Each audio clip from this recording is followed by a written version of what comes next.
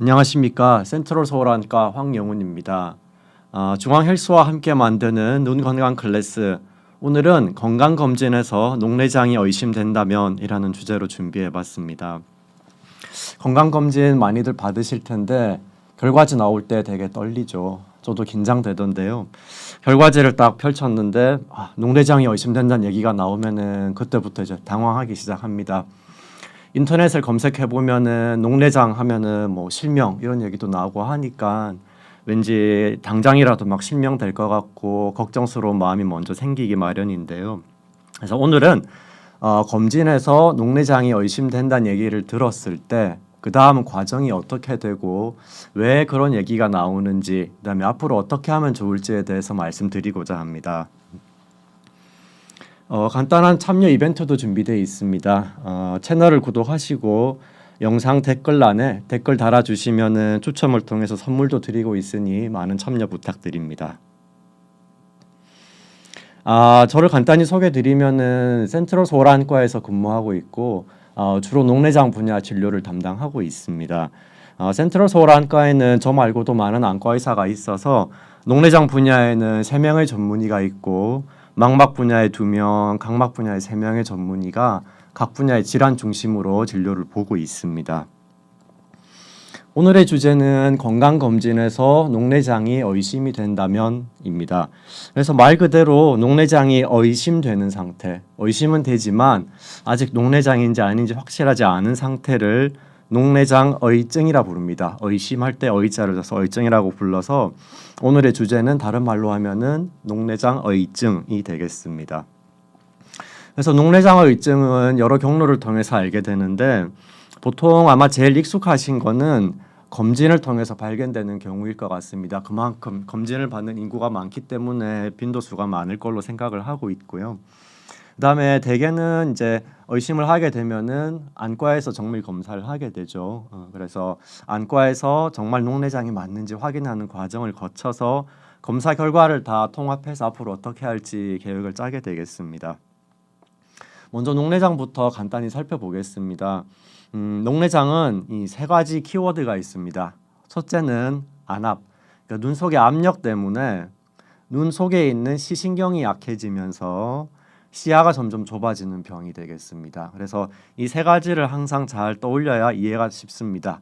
안압 때문에 시신경이 약해지면서 시야가 좁아지는 병이 녹내장이라고 생각을 하면 되고, 한 가지 더 중요한 개념은 점점이라고 써놨죠. 점점. 그래서 시신경이 약하거나 시야 결손이 있더라도 진행을 하지 않으면 그건 녹내장이 아니죠. 녹내장 외에도 그런 병들이 있거든요. 그래서 녹내장은 특징이 안압 때문에 시신경이 약해지고 시야 결손이 생기는데 그게 점점점 진행하는 병이 되겠습니다. 이렇게 말로 들으니까 잘 느낌이 안 오죠. 그림을 보고 다시 생각을 해보면은 안구가 이렇게 모형이 있다고 생각을 할 때 눈 제일 안쪽에 있는 시신경의 병이 생기는 게 녹내장입니다. 근데 이 시신경이 시작되는 부분을 시신경 유두라고 해서요. 대개는 시신경 유두의 모양을 녹내장 진단에 제일 중요하게 생각을 하고 있습니다. 그래서 간단하게 그림을 보면은 실제 시신경 유두는 모양이 이렇게 동그랗게 생겨 있는데요. 정상은 시신경 유두가 보면은 가운데 하얀 부분이 있고 주변에 테두리가 있는데 테두리 두께가 이 정도는 유지가 되는 게 좋습니다. 그래서 시신경 유두가 정상일 때는 실제 시야 보이는 것도 전체 시야가 깨끗하게 잘 보이고 시야 검사를 해도 특별하게 이상이 없습니다. 아마 시야 검사 해보신 분들은 결과 보고 궁금해하셨을 텐데 시야 검사하다 보면은 이렇게 까만 점이 있는 부분이 있어요. 까만색은 잘 안 보인다는 뜻인데 원래 정상적으로 사람 눈에는 잘 안 보이는 부분이 있기 때문에 요거는 있는 게 정상입니다. 그래서 요거는 이상이 아니고요. 근데 만약에 녹내장이 생기게 되면 요 그림에서는 아래쪽에 보면은 테두리가 위쪽에 비해서 얇아져 있습니다. 그래서 시신경 유두에서 시신경 태에 결손이 생기면서 우리가 실제 보는 거는 위아래가 반대이기 때문에 아래쪽 시신경이 약해지면서 위쪽의 일부분이 잘 안 보이는 부분이 생기게 됩니다. 그래서 그게 시야 검사를 하면 이런 식으로 나타나고 실제 볼 때는 주변 일부분이 흐리게 보이는데 대부분은 잘 못 느끼죠. 이 단계까지는 잘 못 느끼고 만약에 녹내장이 더 많이 진행을 하게 되면 이 정도면은 거의 말기라고 볼 수 있는데 주변에 테두리가 거의 없어요. 시신경 유두에서 시신경 태가 거의 다 감소된 소견을 보이고 시야 검사에서는 가운데만 일부분이 조금 보이는 부분이 남아 있고 실제 보이는 것도 거의 흐리게 잘 안 보이게 됩니다. 물론 이 가운데 보이는 부분은 기능이 제법 남아 있어서 시력으로는 1.0이 나오는 경우도 많이 있는데 전체적인 범위가 많이 좁아지는 게 특징이 되겠습니다. 그래서 다시 한번 말씀드리면은 중요한 개념이 안압, 그다음에 눈 속의 시신경 상태, 그리고 시야 상태가 되기 때문에 그걸 안과에서 실제로 검사를 여러 가지 방법을 통해서 하게 되죠. 첫째는 안압을 재는 방법 여러 가지가 있습니다만은 안압을 측정을 하게 되고, 두 번째는 시신경이 얼마나 약한지 보는 방법 중에서 구조를 먼저 보게 되죠. 그래서 시신경 아까 사진에서 봤던 것처럼 시신경 유두에서 시신경 태가 얼마나 두꺼운지 보는 사진도 있고 두께를 직접 재는 검사도 있고 여러 검사가 있습니다. 그리고 시신경의 기능을 테스트하는 시야 검사, 그런 검사들이 있습니다. 그래서 여러 가지 검사들을 종합해서 판단을 하게 되죠. 근데 이 상황에서 이 과정 중에서 녹내장 의증이라는 거는 뭔가 방금 봤던 그런 녹내장의 모양이라 비슷한 점이 있기는 한데 그렇다고 확실하게 녹내장까지는 아닌 애매한 상태가 되겠습니다. 예를 들어서 안압이 높은 게 녹내장의 중요한 이유라 그랬는데 안압이 좀 높기는 해요. 보통 10에서 20mm 머큐리를 정상으로 보는데 10에서 20은 좀 벗어나서 한 21, 22쯤 안압은 약간 높은데 근데 그 다음 단계인 시신경 약하고 시야 결손은 없는 상태죠. 그래서 그렇게 애매한 경우가 녹내장 의증의 첫 번째 케이스가 되겠고, 두 번째는 안압은 괜찮고 시신경 모양을 사진을 찍어서 구조를 봤더니 겉보기에는 좀 시신경 유두 함물이 커 보이고 시신경 태가 좀 작아 보이는데 한 의심하는 단계죠. 그래서 겉보기에는 좀 약해 보이는데 진짜 괜찮나 의심하는 단계가 있을 거고, 또 다음 단계는 의심이 돼서 검사를 해봤더니 시신경이 실제로 약하기는 한데 그게 녹내장 때문은 아닌 경우가 해당이 되겠습니다. 그래서 말씀드린 것처럼 녹내장 때문이 아닌데 시신경이 약하고 또는 시야결손이 동반된 경우는 진행하지 않는 경우가 많기 때문에 그걸 일일이 다 치료할 필요는 없다는 거죠. 그래서 이런 경우의 수를 이제 앞으로 살펴보게 되겠습니다. 그래서 녹내장 의증이라는 거는 아직 녹내장까지는 아닌데 녹내장을 의심하게 하는 소견들, 안압이 좀 높거나 시신경이 겉보기에 약해 보이거나 아니면 실제로 약하긴 한데 녹내장 때문은 아닌 경우에 해당된다고 보면 되겠습니다. 요거는 제가 예전에 실제 환자분들 대상으로 쭉 여쭤봤던 결과를 종합한 건데 어떻게 해서 우리나라 사람들이 녹내장을 진단하게 되는가 봤더니 제일 빈도가 높은 거는 안과에서 다른 것 때문에 불편해서 진료받다가 우연히 발견되는 경우였습니다. 예를 들면은 눈이 빨개서 간지러워서 건조해서 피곤해서 아니면 요즘 따라 좀 침침한 것 같아서 안과를 갔는데 안과에서 우연히 이렇게 봤더니 시신경 모양이 좀 녹내장 있어 보이네요. 아니면은 안압이 높네요 해서 발견되는 경우가 제일 많고 그 다음이 건강검진에서 발견되는 경우고요. 실제로 내가 녹내장이 나중에 심해지면은 시력이 시야가 좁아지거나 시력이 떨어질 수 있는데 그런 게 있어서 녹내장을 발견하는 경우는 실제로 많지는 않습니다. 그래서 대부분이 검진을 통해서 발견되기 때문에 그 과정을 살펴보겠습니다.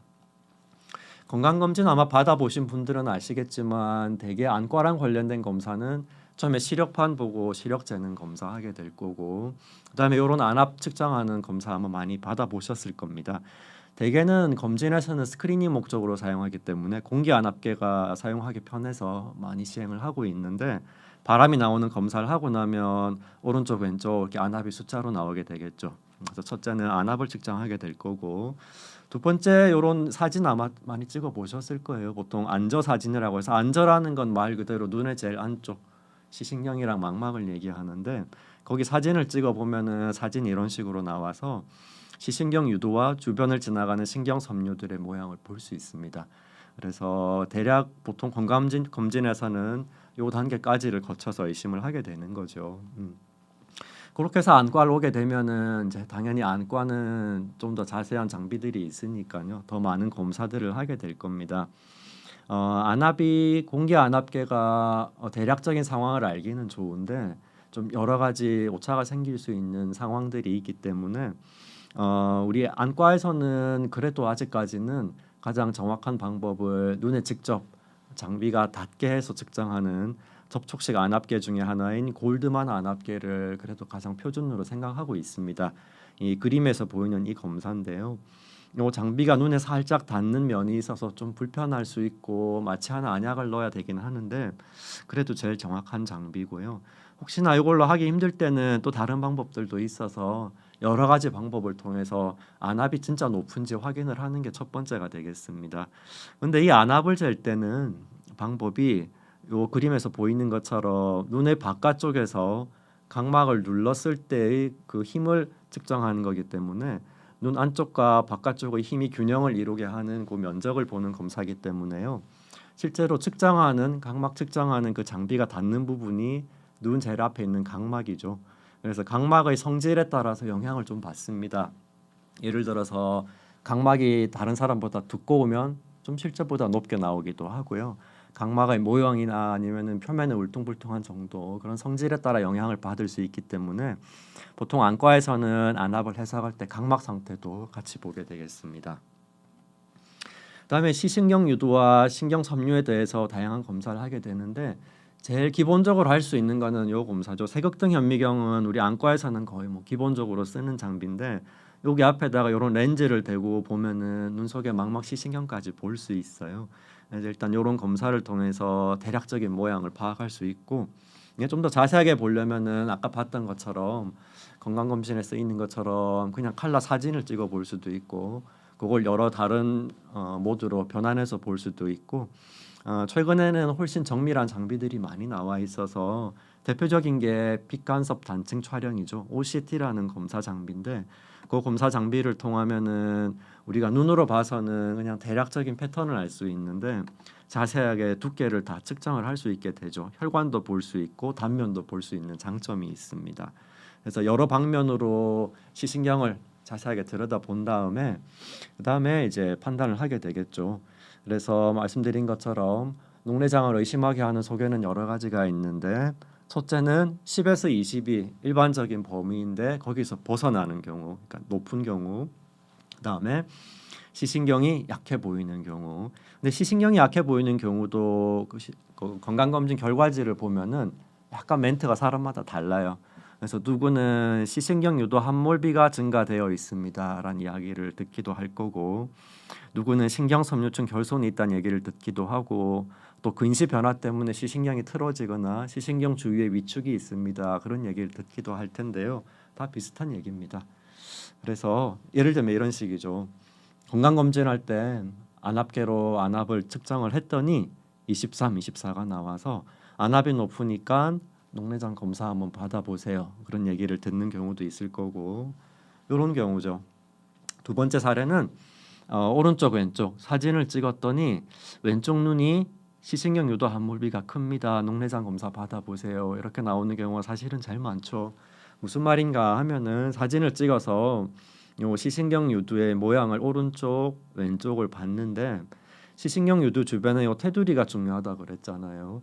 그래서 이 시신경 태가 충분한 두께를 유지를 해야 되는데 오른쪽은 보면은 테두리가 웬만큼 있잖아요. 도넛으로 치면은 먹을 게 꽤 남아 있는 그런 상태가 되겠습니다. 가운데 요 하얀 부분은 실제로 단면을 잘라 보면 안으로 폭 파여 있어요. 그래서 요 가운데 파여 있는 부분을 시신경 유두 함몰이라고 해서 정상적인 눈도 어느 정도의 함몰은 가지고 있는데 이제 시신경 태가 얇아지면은 요 가운데 하얀 부분이 커지니까 그만큼 함몰된 부분이 커지겠죠. 그래서 시신경 유두 함몰 비가 크다는 게 한마디로 시신경 태가 그만큼 약해져 있다는 뜻인데 왼쪽은 상대적으로 비교를 해보면은 시신경 테두리가 위쪽은 요만큼 아래쪽은 요만큼밖에 없죠. 그러니까 오른쪽이랑 비교했을 때 시신경 테두리가 얇아져 있고 그만큼 요 가운데 하얀 부분이 커져 있으니까 상대적으로 시신경 유두의 가운데 함몰된 부분이 더 크다는 뜻이죠. 그래서 시신경 유두 함몰이 왼쪽이 더 많이 돼 있으니까 요게 진짜 녹내장 때문에 이제 검사를 받아 보세요. 그런 뜻이 되겠습니다. 사실 이런 경우는 여러 가지 경우일 수가 있습니다. 첫째는 원래 오른쪽 왼쪽 시신경 유두 모양이 좀 다른 경우도 많이 있어요. 그래서 워낙에 그냥 태어날 때부터 그렇게 지내왔고 그래서 앞으로도 그대로 지내는 경우도 있고요. 아니면은 원래는 오른쪽 왼쪽이 시신경 유두 함몰이 비슷했었는데 녹내장이 생기면서 왼쪽만 먼저 시신경 유도 함몰 B가 커졌을 수도 있습니다. 그래서 그거를 요 사진만 봐서는 잘 모르니까 검사해서 한번 확인해 보세요. 그런 뜻으로 받아들이면 됩니다. 세 번째는 이런 경우죠. 시신경 모양이 유두 모양이 우리 아까 봤던 거랑 많이 다르죠. 그래서 뭔가 아까는 동그랬는데 이건 모양이 이렇게 뭔가 납작한 모양으로 기울어져 있고 이렇게 돌아간 회전된 모양을 보이고 있고 주변에 이렇게 허옇게 위축된 부분도 있습니다. 보통 근시 심한 경우에 이런 식으로 시신경과 망막의 모양이 틀어지는 경우가 많아서요. 그런 경우에는 사실 이게 사진만 보고는 괜찮은 건지 아닌지 구분하기가 어려워요. 그래서 이런 경우에도 이게 그냥 근시 변화인지 혹시 녹내장이 생긴 건지 한번 확인을 해보세요 하고 이야기를 하는 거죠. 그래서 안과에서 이제 검사를 쭉 시행을 하게 됩니다. 정밀 검사를 하게 되는데요. 제일 먼저 확인하는 거는 아까 봤던 그런 골드만 안압계 같은 걸 통해서 안압을 다시 확인을 해서 실제로 공기 안압계에서는 24가 나왔는데 골드만 안압계로 제대로 잘 쟀더니 뭐 17, 18 이렇게 나오는 경우도 꽤 있거든요. 그래서 일단은 정말 높은지부터 확인을 해야 되고 두 번째는 만약에 진짜 23이 나왔다 하더라도 이게 각막이 많이 두꺼운 사람들 예를 들어 보통 한 500에서 600 마이크로미터 정도인데 뭐 600을 넘어가서 각막이 아주 두꺼운 경우에는 23이라 하더라도 괜찮은 경우도 많죠. 다른 사람보다는 높게 나오니까요. 그래서 그런 것도 고려를 해서 판독을 해야 되겠습니다. 두 번째는 이제 시신경이 약해 보이는 게 정말 약한 건지 확인을 해야 되겠죠. 그래서 세 가지를 생각을 하게 됩니다. 첫째는 시신경 구조가 정말 약한지를 봐야 될 거고, 두 번째는 그렇게 약해진 시신경이 기능에 문제가 있는지를 봐야겠죠.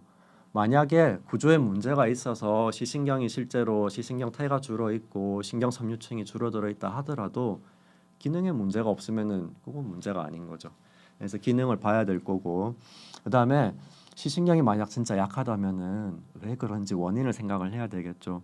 사실 빈도순으로 보면 제일 흔한 거는 그냥 원래 그런 경우가 제일 많습니다. 그래서 시신경이 남들보다 그냥 좀 시신경 태가 얇고 신경 섬유가 좀 얇은 경우도 많이 있어서 그거는 그냥 어릴 때부터 그렇게 살아왔기 때문에 크게 문제 되지 않는 경우가 많고, 그다음에 원래는 안 그랬더라도 학창 시절에 근시가 한참 진행되면서 근시 변화로 신경이 약해지는 경우도 있어요.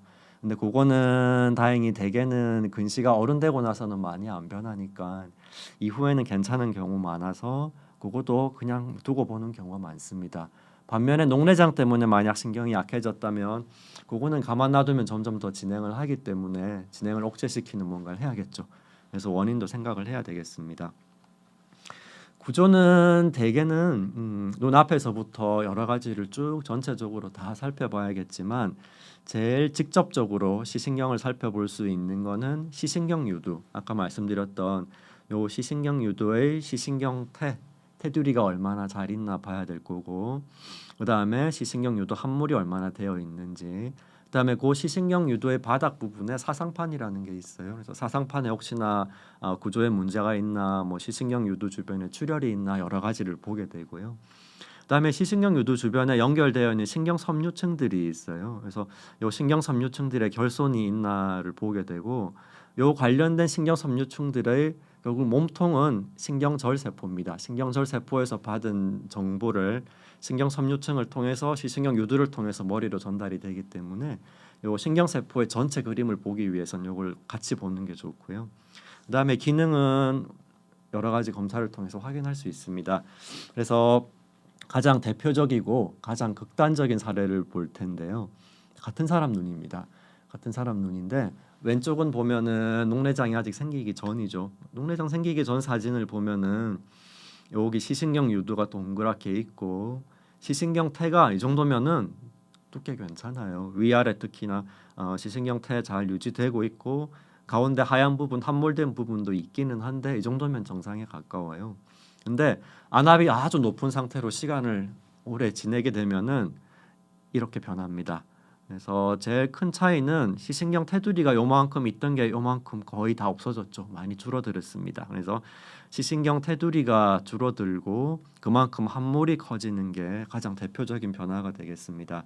다시 한번 그림을 그려서 보면은 이렇게 볼 수 있습니다. 그래서 시신경 테두리, 요 초록색 줄이랑 파란색 줄 사이에 있는 테두리가 이만큼 있어야 되는데 요게 줄어드는 게 녹내장의 가장 대표적인 소견이다 하는 거고요. 요걸 단면으로 잘라서 보면은 요 가운데 하얀 부분이 이렇게 쏙 들어가 있어서 함몰이라 그랬는데 요게 훨씬 커졌죠. 깊이 쑥 파였잖아요. 그래서 시신경유도 함몰이 증가했다. 그렇게 표현을 하게 되겠습니다. 그다음에 신경섬유층은 사진으로 볼 수 있는데요. 요거는 약간 좀 어느 정도 숙련이 필요한 그런 해석 과정이 되겠습니다. 대략적으로 가장 극단적인 케이스인데 정상에서는 시신경 유두 주변에 이렇게 하얀 줄 같은 신경 섬유들이 많이 나와 있는 모습을 볼 수 있습니다. 반면에 신경 섬유들이 다 손상되면은 까맣게 그냥 나오죠. 하얀 줄들이 다 없어져 버렸습니다. 그래서 이런 것들을 사진을 통해서 확인을 하게 되고 우리가 눈으로 그냥 사진으로 봐서는 이렇게 좀 정확하게 알기는 힘드니까 요즘에는 아까 말씀드렸던 빛간섭 단층 촬영 OCT라는 검사를 하게 되면은 정확하게 두께가 몇 마이크로미터인지 그다음에 색깔로 친절하게 표시를 해줘서 신경섬유가 두꺼울 때는 색깔이 노랗고 빨간색으로 이렇게 나오는데 다 소실돼 버리면은 거의 다 없는 파란색에 가까운 상태를 확인할 수 있고요. 그다음에 이 신경세포들의 몸통이 위치하는 신경절세포층을 두께도 같이 분석해 볼 수 있어서 요거는 사진으로는 아직 볼 수 없어서요. 요거는 빛간섭 단층 촬영을 해야 볼 수 있습니다. 그래서 요즘에는 거의 녹내장 검진에 빛간섭 단층 촬영이 필수로 들어가는 경우가 대부분입니다. 그래서 해보면은 정상은 신경절세포들이 두꺼우면 색깔이 노랗게 잘 보이는데 다 손상이 돼버리면은 거의 노란색이 없어져 버리는 걸 확인할 수 있고요. 요걸 또 각 지역별로 두께가 몇 마이크로미터인지도 계산까지도 다 가능합니다. 기능 보는 검사는 크게 두 가지가 있습니다. 그래서 요거는 어느 안과를 가도 크게 다르지 않을 텐데 제일 대표적인 게 시야 검사죠. 시야, 그러니까 얼마나 보이는지를 테스트를 하는 건데 대개 우리가 보는 범위의 다양한 지점에다가 좀 더 강한 빛, 약한 빛 번갈아 가면서 쏘아가지고 예를 들어 시신경이 튼튼하면은 요 부위에 있는 약한 빛도 볼 수 있는데 요 자리를 담당하는 시신경이 약해져 있으면은 아주 센 빛을 줘야 볼 수 있거나 아니면은 제일 강한 빛을 줘도 못 볼 수도 있겠죠. 그래서 각 지점마다 강한 빛, 약한 빛 번갈아 가면서 막 테스트를 하기 때문에 어느 정도 시간도 필요하고 내가 집중을 해서 계속 눌러야 되는 좀 어려움이 있긴 합니다만 그래도 녹내장 기능을 보는 검사 중에서는 가장 핵심적인 검사이기 때문에 많이 시행하고 있습니다. 그래서 보면은 정상은 이제 여기 각 지역별로 각 지점에서 점수가 나오고요. 그거를 한눈에 보기 쉽게 색깔로 표현을 해서 만약에 정상이면은 색깔이 보통은 이렇게 하얗게 나오는데 말기 녹내장이 돼서 거의 다 안 보이면 색깔이 다 까맣게 변하겠죠. 각 지점에서의 점수도 저희는 다 분석을 하는데요. 파고들면은 되게 자세하게 볼 수 있는 많은 정보들이 있습니다. 만약에 시야 검사가 나는 너무 힘들어요 하는 경우에는 그냥 가만히 있어도 되는 검사도 있어요. 그래서 요 제가 실제로 해본 그림인데 얼굴에다 전극을 여러 개를 붙인 다음에 이렇게 화면을 가만히 보고 있으면은 저절로 기능이 테스트되는 검사도 있기는 해요. 근데 요거는 전체적인 맥락을 보기는 좋은데 시야 검사보다는 자세히 보긴 어려운 단점이 있습니다. 물론 이 검사만이 가지고 있는 또 나름 장점도 있어서 두 가지를 같이 하는 경우도 있고 그래요. 어쨌든 기능을 테스트하는 거는 시야 검사와 전극을 붙이고 하는 전기 생리 검사가 있다. 근데 나름 장단점이 있고 대부분은 시야 검사를 그래도 제일 많이 하고 있다 정도로 생각하시면 되겠습니다. 그래서 이렇게 복잡하게 검사를 쭉 다 하고 나면은 여러 가지 경우의 수가 있겠죠.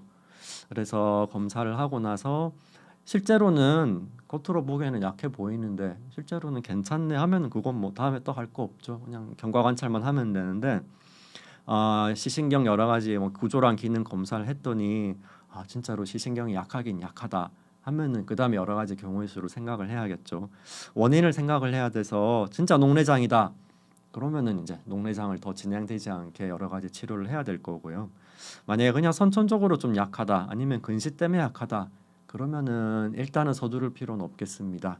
그다음에 시신경이 약해지는 게 꼭 녹내장만 있는 건 아니죠. 시신경에 염증이 생기거나 시신경을 다치거나 혈액순환이 잘 안 되거나 뭐 그럴 때도 그런 병이 생길 수 있어서 거기 그런 병이 있을 때는 원인에 맞게 하면 되겠습니다.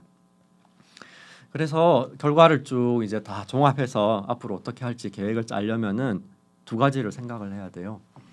첫째는 시신경이 약하긴 약한데 그냥 약하다 하나로 정의할 수는 없잖아요. 얼마나 약한지를 봐야겠죠. 그래서 예를 들어서 누가 봐도 확실한 녹내장이 여기고 누가 봐도 확실한 정상이 여기라면은 이 애매한 녹내장 의증이 어디쯤에 있는가를 생각을 해야겠죠. 예를 들어서 같은 의증이라도 여기쯤에 있다면, 그러니까 녹내장에 가까운 의증이라면은 좀 더 긴장을 해야 될 거고, 완전 정상에 가까우면 좀 더 여유를 가져도 되겠죠. 두 번째는 그렇다면은 아까 그 선상에 있을 때 앞으로 어떻게 될지를 생각을 해야 될 텐데, 만약에 지금 당장은 괜찮더라도 앞으로 녹내장이 될 확률이 좀 더 높은 경우라면은 좀 더 미리 뭔가를 해야 될 거고, 반대로 위험이 별로 높지 않다면은 좀 더 여유를 가져도 되겠죠. 그래서 앞으로 진행될 확률을 생각을 해야 되는데, 그 확률을 따지는 가장 중요한 근거가 위험 요인입니다. 그래서 지금 상황에서 앞으로 시간이 그냥 아무것도 안 하고 있었을 때 녹내장으로 진짜로 변할 위험이 얼마나 되는가, 여러 가지 위험 요인들을 따져봐야 되는데요. 대표적인 게 이제 안압이 높은 거, 그다음에 나이가 많은 거, 가족력이 있는 거, 그다음에 근시가 심한 경우. 반대로 원시가 심해도 폐쇄각 녹내장이 생길 위험이 높아서 그것도 좀 생각을 해봐야 될 거고요. 그다음에 각막이 아까 말씀드릴 때 높은 사람들은 상대적으로 좀 안심을 해도 된다 그랬는데, 반대로 각막이 얇을 때는 조금 더 조심을 해야 되고요. 그다음에 고혈압이나 당뇨나 아니면은 너무 혈압이 반대로 낮거나 뭔가 혈액순환 장애가 있을 때는 그만큼 녹내장으로 생길 위험이 더 높기 때문에 좀 더 신경을 써야 돼요. 근데 가만히 들여다보면은 이게 아마 우리 진료 보시는 분들이 제일 많이 궁금해하실 부분인 것 같아요. 의심이 된다고 했는데 그러면은 그냥 손 놓고 있을 수는 없으니 내가 할 수 있는 게 뭐가 있냐 하는 거죠. 나이 내가 할 수 있는 게 아니죠. 가족력 할 수 있는 게 없죠. 근시 요거는 이미 예전에 다 정해진 거예요. 학창 시절에 다 정해진 거고, 각막 두께도 내가 어떻게 할 수 있는 게 아니죠. 근데 이 중에서 조절할 수 있는 거는 안압죠. 그다음에 당뇨랑 고혈압, 그다음에 혈압이나 혈관 상태 같은 것들은 내가 조절할 수 있는 겁니다. 그래서 결국은 녹내장, 뭐 눈도 몸의 일부이기 때문에 만약에 나는 녹내장의 진행을 조금이라도 가능성을 줄이고 싶다 하면은 그냥 우리가 흔히 알고 있는 것처럼 그냥 고혈압, 당뇨, 몸 건강 잘 조절하시면 되고요. 만약에 거기에서 조금 더 뭔가를 해준다면은 이제 안압을 낮추는 정도, 그렇게 생각을 하시면 되겠습니다. 그래서 만약에 여러 가지 검사 결과를 종합을 해서 정상에 가깝고 위험 요인이 적다. 예를 들어서 시신경 요도 함몰비가 좀 크긴 하지만 시신경 섬유 두께는 괜찮고 뭐 안압도 괜찮고 다른 위험 요인이 없다면은 보통 1, 2년에 한 번씩 그냥 보기만 해도 돼요. 그리고 대개는 이런 상태에서는 그냥 10년, 20년 봐도 그냥 잘 지내는 경우가 훨씬 많아요. 그래서 녹내장 의증이라도 상황에 따라서 차이가 많이 난다는 거죠. 반면에 검사 결과가 아직 확실한 녹내장은 아니지만 그래도 뭔가 검사 결과에서 신경섬유층이 그래도 꽤 얇은 부분이 있고 가족력도 있고 안압도 좀 높은 편이다. 위험 요인이 있다면은 아직 녹내장 아니더라도 미리 약을 쓰는 것도 괜찮아요. 그래서 안압을 미리 낮춰주면은 아직 녹내장이 아닌 의증인 상태에서 녹내장으로 넘어가는 확률을 줄일 수 있는 장점이 있죠. 그래서 녹내장어 의증이라고 해도 워낙 다양한 스펙트럼을 가지고 있기 때문에 여러 가지 면들을 고려해서 어떻게 할지 계획을 짜면 되고, 만약에 정말 걱정이 된다면은 미리 그냥 안압 낮추는 안약을 쓰는 것도 가능하다는 얘기를 드리고 싶습니다. 그래서 쭉 지금까지 말씀드린 내용을 다시 한번 정리를 하면은 보통 안과 진료나 아니면 건강 검진을 통해서 녹내장을 의심하게 되는 거는 안압이 높거나 아니면 앉아 사진을 봤을 때 시신경 모양이 좀 약해 보이네 하는 경우가 제일 많다는 거고요. 그래서 그 다음 단계로 실제로 안과에서 검사를 하게 되는 거는 안압이 정말 높은지, 얼마나 높은지, 그다음에 시신경의 구조와 기능에 진짜 문제가 있는지, 어느 부위에 얼마나 있는지 다시 확인하는 과정을 거치게 되겠고, 그렇게 하게 되면은 일단은 원인을 찾을 수 있게 되고요. 그다음에 실제로 시신경이 약하다면은 만약에 선천적으로 약하다 아니면은 근시 때문에 약하다 하면은 일단은 서두를 필요 없는데, 그래도 위험 요인을 따져보고 만약에 필요하다면 예방 치료를 시작하고 그렇지 않다면 그냥 경과 관찰만 하게 되고요. 경과 관찰 하다가 혹시나 변화를 보는 게 중요해서요. 만약에 아직까지는 그렇게 막 심하진 않은데 그래도 예전 검사보다는 조금 더 녹내장이 점점 가까워지는 그런 소견이 보이면은 미리 치료를 하는 것도 권장을 드립니다. 그래서 녹내장이 건강검진에서 의심된다는 얘기를 들으시면은 일단 뭐 인터넷에 나오는 자료 보고 너무 당황하지 마시고요. 실제로 이렇게 건강검진 결과지 가지고 오시는 분들 보면은 아닌 경우가 더 많아요. 왜냐하면은 검진은 조금이라도 의심스러우면은 일단은 한번 검사해 보세요라고 이야기를 할 수밖에 없기 때문에 그래서 그런 거고요. 검사 결과 받아 보시고 결과에 따라서 앞으로 어떻게 할지 너무 걱정하지 마시고 좀 차분하게 여러 가지 요소들을 고려해서 결정하시면은 좀 더 지혜롭고 합리적으로 생각을 하실 수 있지 않을까 싶습니다. 제가 준비되는 내용은 여기까지고요. 많은 분들이 댓글 남겨주셔서 시청자 댓글 보고 말씀 좀 드려볼까 합니다. 현희님께서 올려주셨네요. 스마트폰을 맨날 보고 있으니 쉴 틈이 없죠. 맞아요. 그래서 눈물약이나 마사지가 도움이 되는지 궁금하다고 말씀하셨는데요. 정말 도움돼요. 사실 저도 하고 있습니다. 되게 많은 사람들이 오해하시는데 퇴근하고 집에 가서 쉬잖아요. 쉬면은 이렇게 누워서 핸드폰 보죠. 그러면은 몸은 누워 있지만 눈은 계속 일하는 거잖아요. 그래서 실제로 우리가 몸을 운영할 때 에너지가 소모가 되는 그 비중이 조금 부위마다 다른데 제일 많은 에너지를 쓰는 게 눈이랑 뇌인데 핸드폰을 보고 있다는 거는 그거는 쉬는 게 아니죠. 그래서 일단은 진정한 휴식은 눈이랑 머리를 쉬어야 되는 거고요. 눈 입장에서는 당연하게 많이 보면 많이 볼수록 힘들죠. 눈을 그냥 감고 있는 것만 해도 훨씬 도움이 되고요. 자꾸 보다 보면은 건조해지기 때문에 피부 거칠어졌을 때 로션 바르는 것처럼 눈물약을 써주는 거는 당연히 도움이 됩니다. 그리고 보통 눈 표면에 우리가 눈물 성분이 물 성분만 있는 게 아니라 점액이랑 기름 성분도 같이 있어요. 근데 그 기름 성분을 분비하는 기름샘이 눈꺼풀 가장자리에 있는데 이게 피지 같은 거, 먼지나 땀 같은 것 때문에 자꾸 막히는 경우가 많아서 그쪽이 분비가 장애가 있으면은 눈 입장에서는 기름 성분이 부족하니까 훨씬 더 피곤하겠죠. 그래서 따뜻한 찜질을 권유드리는 이유는 눈꺼풀 가장자리에 있는 기름샘들이 분비가 잘 되게 해주려고 하는 거라서 당연히 도움되죠. 그래서 실제로도 그거는 과학적으로 근거가 확실한 거고 저도 권장드리고 싶습니다. 그래서 만약에 눈을 쉬고 싶으시다면은 눈물약 넣고 따뜻한 찜질하면서 눈 감고 계시면은 제일 도움될 것 같아요. 그다음에 최민경님이 말씀하셨는데요. 눈이 갑자기 이물질 낀 것 같은 증상을 보이면 왜 그럴까요? 이물질이 껴서 그런 경우도 있겠죠. 대개는 먼지나 뭐 벌레, 티끌 같은 것들 들어가는 경우도 있어서 생각보다 잘 안 나오는 경우도 많아요. 그래서 실제로 이물질이 끼어 있으면은 그거는 빼야 될 거고. 근데 그게 아닌데도 그런 증상 보이는 거는 대부분은 눈이 건조해서 그렇더라고요. 이게 피부 건조하면은 거칠어지는 것처럼 눈 표면이 건조해서 거칠어지면은 마치 눈 안에 뭐가 모래 같은 게 들어있는 느낌을 줄 수 있어서 대개는 실제로 이물질이 들어있는지 확인해보고 괜찮으면은 그냥 건조해서 그런 경우가 많고요. 뭐 가끔 상처나 염증이 있어도 그럴 수 있어서 만약에 이제 눈물약 같은 거 좀 넣고 눈을 좀 씌워보고 그래도 좋아지지 않으면 안과에서 확인해보면 좋을 것 같아요. 꽃이 좋아님, 아이고 아이디가 좋네요. 예. 녹내장은 시야가 어떻게 변하나요? 아까 그림 보여드렸죠. 그래서 사람마다 시작이 달라요. 대개는 주변부부터 시작하는데 중심부터 시작하기도 하고 어쨌든 일부분이 잘 안 보이는 게 특징이고요. 자각 증상은 사람마다 많이 달라서 되게 예민한 사람들은 진짜 조금만 있어도 우리 시야 검사한 것처럼 정확히 똑같이 그리는 사람도 있기는 한데 그런 분들은 아주 드물고요. 대개는 잘 몰라요. 왜냐면은 주변부부터 생기는 경우가 많아서. 그래서 만약 여기는 좀 안 보여도 나 사는데 별 지장 없잖아요.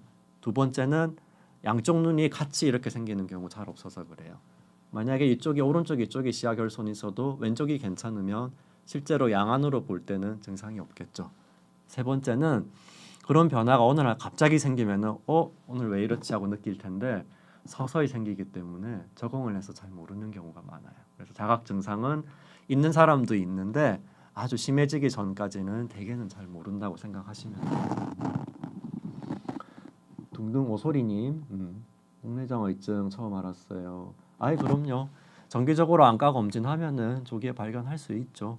대개는 안과 진료 볼 때 아까 제가 보여드린 것처럼 렌즈 대고 이렇게 보기도 하는데 그거는 사실 좀 검사 받는 사람이 좀 괴로워요. 밝은 빛이 막 들어와서 눈부시고 눈물도 나고 괴로울 수 있어서 제가 제일 권유드리는 거는 그냥 아까 망막, 시신경 같이 포함된 안저 사진을 그냥 루틴으로 찍어두는 걸 제일 권유드리고 싶어요. 그러면은 시신경이나 망막의 모양도 전체적으로 볼 수 있고 또 작년 그전 검사 자료가 남아 있기 때문에 앞으로 계속 비교를 할 수 있으니까 그거는 어느 안과를 가도 다 검사 가능할 거기 때문에 그 검사만 받으신다면은 알 수 있습니다.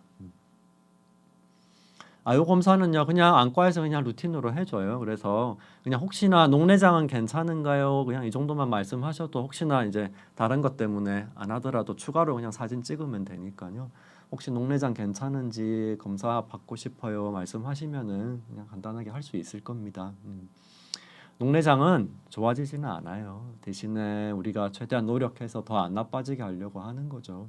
그래서 시신경 녹내장 치료라는 거는 결국은 진행을 억제시키는 걸 치료라고 하는 거지 이게 살아나지는 않는다는 거. 여러 가지 연구들이 많이 되고 있어요. 뭐 줄기세포도 해보고 여러 가지 다 하고 있는데 아직까지는 이렇게 성공했다는 얘기는 못 들었어요. 그래서 아직은 진행을 억제시키는 치료다 정도만 알고 계시면 됩니다. It's 오리님, 녹내장 치료 기간 계속해야죠. 좋아지는 게 아니니까. 그래서 녹내장은 만약에 진짜 있다면은 그냥 앞으로 계속 관리를 해야 된다고 생각하시면 됩니다. BBGG님, 안압이 정상으로 나왔는데 녹내장이 발생하는 확률은 낮은 거겠죠? 네네. 아니요. 우리나라는 안압이 10에서 20인 정상 범위에서 생기는 정상 안압 녹내장이 제일 많아요. 그래서 안압이 괜찮다는 거는 높은 것보다는 좋은 소식이긴 한데 녹내장이 없다는 말은 못해요. 그래서 안압은 그냥 참고하는 거고 사실 제일 중요한 거는 시신경 모양을 직접 보는 겁니다. 그래서 만약에 건강검진 항목을 내가 고를 수 있다면은 물론 안압도 중요하지만 안저 검사, 안저 사진을 꼭 포함했으면 합니다. 가족력도 중요해요. 중요해서 가족력 없는 경우보다는 있는 경우가 훨씬 발생 위험이 높기는 한데요. 대개는 가족력 없는 경우가 더 많고요. 가족력이 있어도 예를 들어 부모님 중에 누군가 녹내장이 있거나 형제 중에 누군가 있더라도 나는 괜찮은 경우가 더 많기 때문에 너무 거기에 이렇게 걱정 안 하셔도 됩니다. 맹구님, 녹내장 안약 쓰면 부작용 생길 수 있죠. 생길 수도 있죠. 세상에 부작용 없는 약은 거의 없는 것 같아요. 그래서 우리가 두 가지를 다 생각을 해야죠. 약을 썼을 때 얻을 수 있는 이점이랑 거기에 따르는 부작용 두 가지를 다 고려해서 그래도 이점이 더 크고 부작용이 내가 참을 수 있다면은 약을 쓰는 게 맞을 거고요. 그렇지 않다면 다른 방법을 찾아야 될 거고 안약의 종류가 되게 많아요. 그래서 혹시나 뭐 한 가지 약을 쓰고 부작용이 있으면 또 다른 약 바꾸면 되니까 거기에 대해서는 뭐 크게 걱정 안 해도 되고 만약에 나는 이 약 저 약 써봤는데 쓰는 약마다 부작용이 있고 매일마다 약 넣는 게 너무 스트레스예요 하면은 또 레이저나 다른 방법도 있습니다. 카페인, 운동, 자세, 생활 습관은 어느 정도 영향은 주는데요. 아주 큰 영향을 주진 않아요. 그래서 예를 들어 뭐 카페인을 많이 먹는다고 뭐 안압이 일시적으로 오르긴 하겠지만 녹내장이 안 될 사람이 되거나 그러지는 않고요. 자세는 사실 영향을 줄 수 있는 거는 안압을 많이 올릴 수 있는 자세는 피하면 좋아서 대표적인 게 물구나무석인데요. 그냥 우리 요가나 필라테스 할 때 잠깐 하는 그 정도는 크게 영향은 없고 진짜 안압을 올리려면은 막 인도 사람들 하는 것처럼 진짜 아예 다리 거꾸로 하는 그런 자세를 몇 분 이상 지속을 해야 되기 때문에 그런 거 아니라면은 크게 걱정 안 해도 됩니다. 한 가지 만약에 폐쇄각이 생기기 쉬운 그러니까 눈 속에 물 지나가는 길이 좁은 경우라면은 그럴 때는 어두운 곳에서 고개 오래 숙이고 있으면 안압이 오를 수 있으니까 만약 나의 눈 모양이 그런 위험이 있다면 그런 건 좀 조심하시면 좋고요. 만약에 그 개방각 형태, 전방각이 넓다면은 뭐 그것도 굳이 그렇게까지 억지로 제한할 필요는 없습니다. 시연시준님께서 글 올려주셨네요. 근시와 가족력이 있는데 아이고 건강검진에서 녹내장 의심이 됐습니다. 그러니까요. 아까 말씀드린 근시랑 가족력 두 가지 위험 요인을 가지고 있죠. 근데 아마 검진에서 의심 보인 거 보니까 시신경 유두 모양도 뭔가 녹내장 비슷한 부분이 있나 봐요. 그죠? 검사해 보면 알죠. 근데 대개는 괜찮은 경우가 많은데 혹시 모르니 검사는 해보시고 음주는요. 아직 의증인 상태에서 술을 많이 마신다고 녹내장이 막 더 생기는 위험이 많이 올라가지는 않아요. 그래서 당장 음주를 뭐 무조건 오늘부터 술을 끊어야지 할 필요는 없는데 여러 연구 결과를 보면은 술을 마시는 만큼 그만큼 시신경에는 해롭다는 연구 결과들이 나와 있어서요. 양에 비례하기 때문에 많이 마시면 많이 마시는 만큼 해롭다 하는 걸 참고하셔서 본인이 결정하셔야 될 것 같아요. 아예 안 되는 건 아닌데 많이 드시는 거는 확실히 해롭습니다. 도시농부님 인공 눈물이 뻑뻑할 때는 쓰면 좋죠. 그냥 간단하게 피부 건조할 때 로션 바르면 효과 있을까요? 그거랑 똑같이 생각하시면 돼요. 효과라는 게 안과에서 실제로 검사 장비를 통해서 보는 효과도 있겠지만 나의 느낌도 중요한 효과 요소 중에 하나이기 때문에 넣었을 때 내가 눈이 시원하고 부드럽고 편안하면은 그건 효과 있는 겁니다. 그래서 그냥 느낌 따라 하셔도 됩니다. 지인님께서 검사를 얼마나 자주 받아야 하는지 말씀하셨는데 아까 말씀드린 것처럼 얼마나 녹내장에 가까운지랑 위험 요인이 얼마나 있냐에 따라서 만약에 의증 상태라면은 보통은 길면은 1년, 2년, 짧으면은 뭐 3개월에서 6개월 정도 보게 됩니다. 그래서 그거는 각자의 검사 결과에 따라서 그때 맞게 결정을 하면 되겠습니다. 김수탁님께서 캐나다에 계시네요. 안압이 24 정도로 나왔고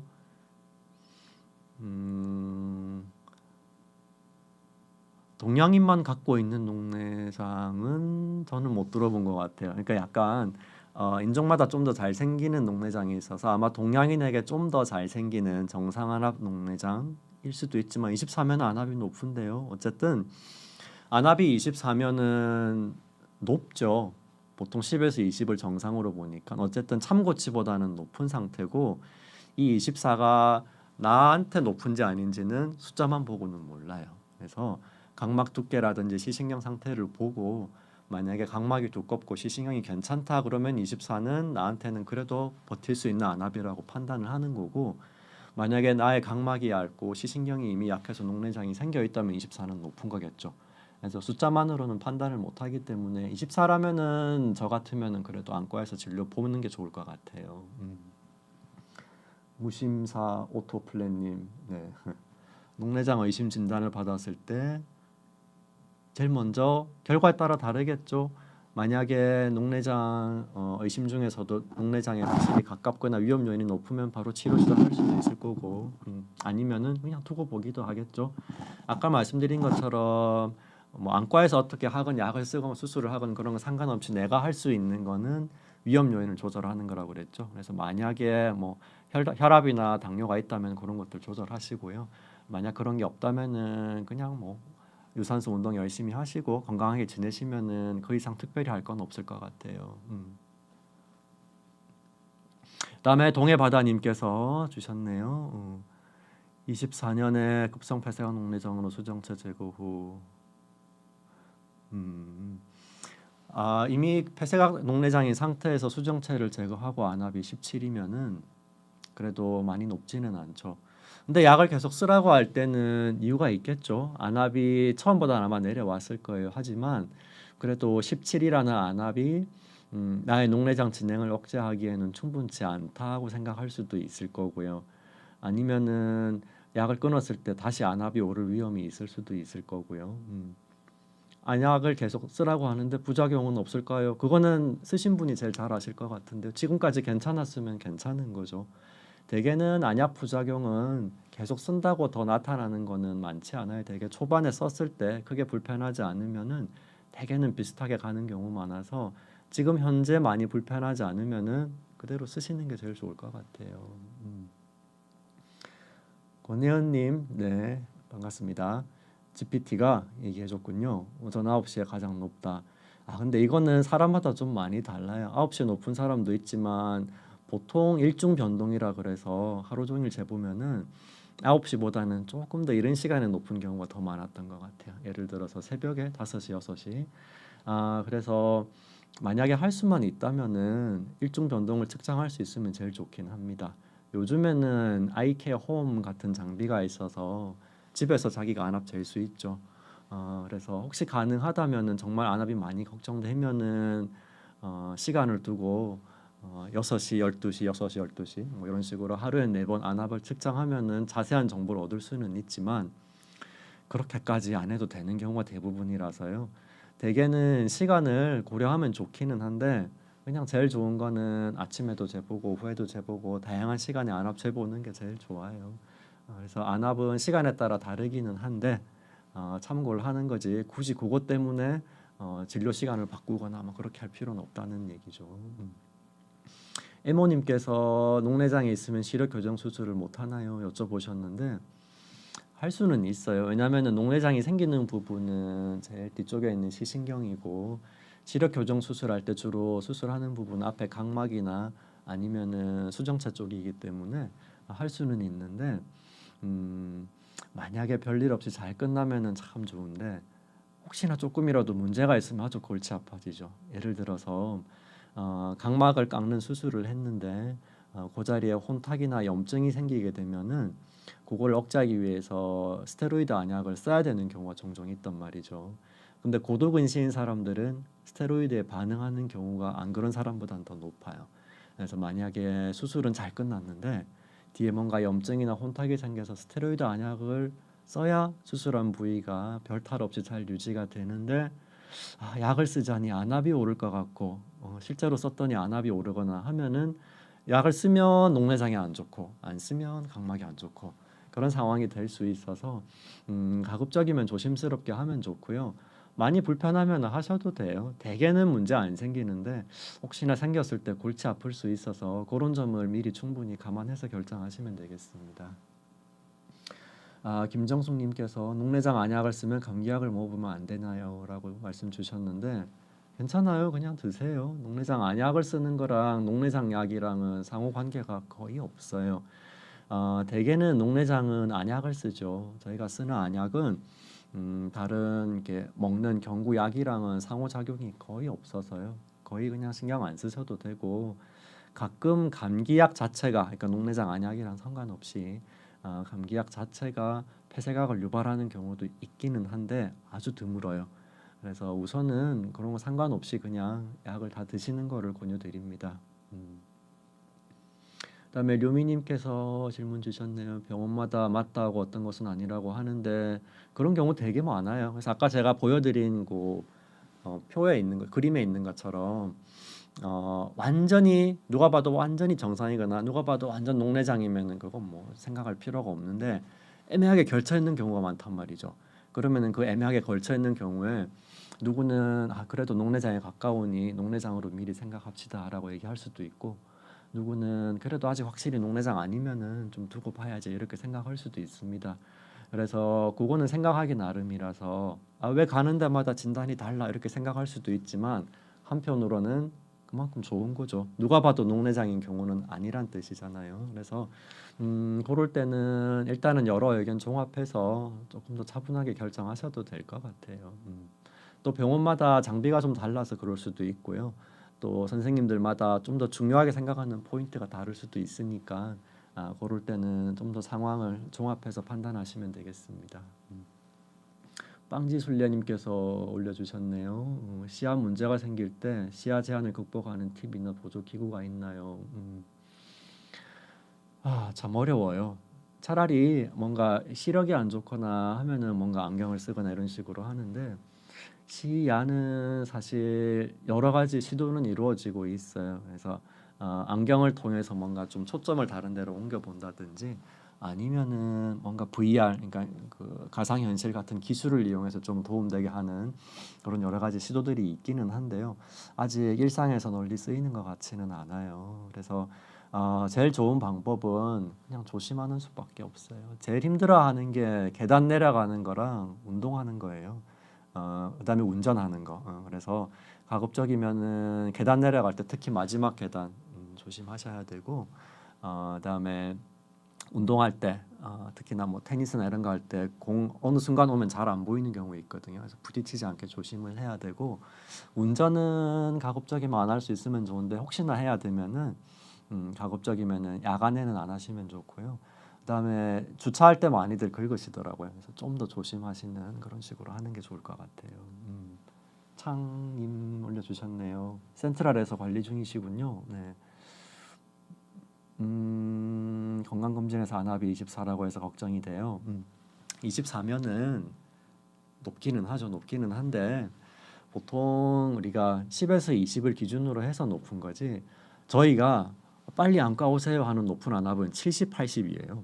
그러니까 24는 그렇게 높은 편은 아니고, 만약에 실제로 문제가 있다 하더라도 몇 주 사이에 또는 몇 달 사이에 크게 변화가 있을 가능성은 매우 낮기 때문에 서두르지 않으셔도 됩니다. 그다음에 녹내장으로 약을 넣으며 관리 중인데 백내장도 있어서요. 백내장도 있고 녹내장도 있는 경우 되게 많죠. 대개는 백내장 수술을 한다고 녹내장이 더 심해지는 경우는 잘 없어요. 그래서 수술할 때 저희가 녹내장이 있는 걸 알고 하기 때문에 가급적이면 안압이 오르지 않게, 혹은 수술 후에 안약이나 염증 같은 것들을 더 관리를 해서 대부분은 녹내장에 나쁜 영향을 주지는 않고, 오히려 녹내장이 있을 때 백내장 수술을 조금 더 일찍 하는 거를 권유를 드려요. 왜냐면은 백내장 수술을 하게 되면은 검사할 때도, 사진 찍을 때도 더 선명하게 나오고, 시야 검사할 때도 더 잘할 수 있고, 그다음에 실제로 백내장이 있던 눈을 수술해서 인공수정체를 넣고 나면 안압도 조금 더 내려가는 경우도 많고요. 뭐 보이는 것도 더 잘 보일 거고 해서 수술은 하는 게 더 좋다는 점, 그리고 녹내장이 있을 때 백내장 수술이 더 해로운 경우는 많지 않다는 점 참고해 주세요. 서울님께서 녹내장 의증인데 안약을 넣어도 되는 건가요? 네, 의증 상태에 따라 달라요. 그래서 만약에 위험 요인이 많고 의증인데 녹내장에 가까운 의증이라면은 약을 넣고, 아니면 안 넣고 결과에 따라서 결정을 하면 되는데요. 그거는 이렇게 얘기만 들어서는 잘 모르겠고 상황에 따라 결정하면 될 것 같아요. 의증이라고 해서 약을 넣으면 안 되는 건 아니에요. 필요하면 넣기도 합니다. 윤수정님, 아유 축하드립니다. 14주 임산부시네요. 잘로스타 안약을 쓰고 계셨는데 14주면 아직 얼마 안 됐잖아요, 그죠? 그래서 사실 녹내장 안약이 계속 유지를 했을 때 아기한테 어떤 영향을 줄지는 잘 몰라요. 왜냐면은 저희도 대개는 임신을 하게 되면은 끊기 때문에 실제로 임신한 상태에서 썼을 때 어떤가는 아직은 연구된 바가 적어서 이렇게 자신 있게 말씀드리긴 힘든데요. 우선은 만약에 녹내장이 많이 심하지 않다면은 약을 끊는 게 그래도 안전하겠죠. 혹시 모르니까. 그래서 안약을 한 가지만 쓰신 걸로 봐서 막 심하지는 않은 것 같아서 보통 저는 그렇게 말씀드려요. 임신 확인되면 일단 안약을 끊고요. 끊고 나서 한 달쯤 있다가 다니던 안과에서 약을 안 쓴 상태에서 안압이 얼마나 되나 확인을 한번 해보면 좋겠죠. 그래서 만약에 안압이 많이 높지 않으면은 약 없이 그냥 보는 경우도 많아요. 되게 다행히 임신하고 이렇게 출산하는 과정이 녹내장에 크게 영향을 주지 않는 경우가 많기 때문에, 그래서 가급적이면 약 없이 그냥 모유 수유할 때까지 끊을 수 있으면 제일 좋고, 만약에 약을 끊었더니 안압이 좀 오른다 하면은 약 대신 SLT라는 레이저를 할 수도 있고요. 만약 그래도 안압이 높다 하면은 그냥 약을 쓰고 보기도 해요.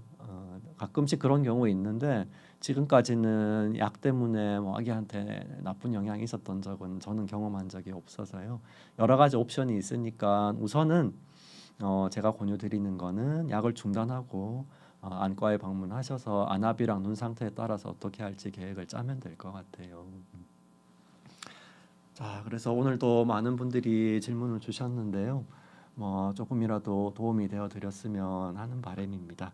그래서 다시 한번 강조드리자면은 일단 검진해서 녹내장 의심된다고 해서 바로 막 너무 당황하거나 걱정하지 마시고요. 실제로 검사 결과에 따라서 어떻게 대응할지 경우의 수가 많다는 점, 그리고 그 경우의 수의 가장 큰 비중은 그냥 두고 보는 거라는 점을 다시 한번 생각하셔서요. 너무 걱정하지 마시고, 만약에 녹내장이라 하더라도 대부분은 걱정하는 것처럼 갑자기 실명되거나 막 그런 경우는 또 많지 않아요. 그래서 하나씩 너무 생각만으로 걱정하지 마시고 잘 접근하셔서 걱정을 이겨내시기를 부탁드리겠습니다. 오늘도 많은 관심 가져주셔서 감사합니다. 마치겠습니다.